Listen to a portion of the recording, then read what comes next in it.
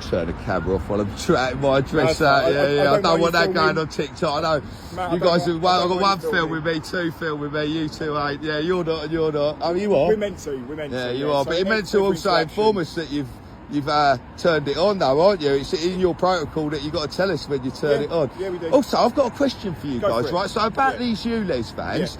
Right, so I've been looking on the SIA regulations, right, and these guys that are protecting them are telling us that they're close protection officers, right? Okay. I've looked into this close protection lot, and close protection is only for a person.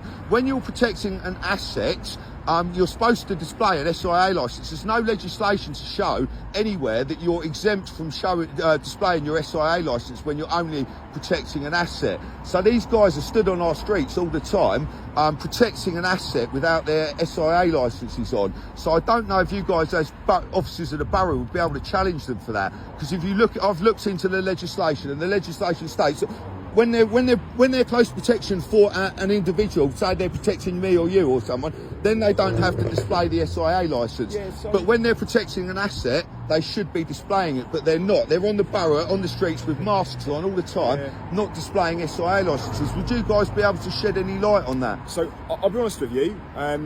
SIA badges, I'm not an expert on. I've not actually come across the ULEZ security guys you're talking about. Yeah. So I don't know. I've not dealt with them. Right, no worries. What I would say is that SIA are obviously a government agency. Yeah. If you've got issues specifically with SIA breaches, I'm pretty sure from when I've looked at it previously, you can report those breaches to the SIA agency. To the SIA directly. Yeah. But my understanding is, and you can't quote me on this specifically, but people should be, if they're SIA badge holders, they should be displaying those badges. That's what we were thinking. I've actually looked into the legislation online, and it does say for protecting an asset they have to display it. But protecting a person, when they're actual close protection for a person, that's when they're exempt. But the exemption stops when the same guys are protecting an asset. So Honest, Matt, I don't know is the honest answer. But I just thought I'd put it to you guys. I didn't know if you guys. What I don't want to do is tell you the wrong thing, and then you be quoting. So the wrong basically, thing. the police officer doesn't know. So Well, I don't know. You don't know. I don't know everything. Matt. I don't know. No. But like, I'm not gonna lie to at you, least you're anybody. honest, mate. At least you're being honest and saying that you'd have to go and do further research. Yeah, so, I would.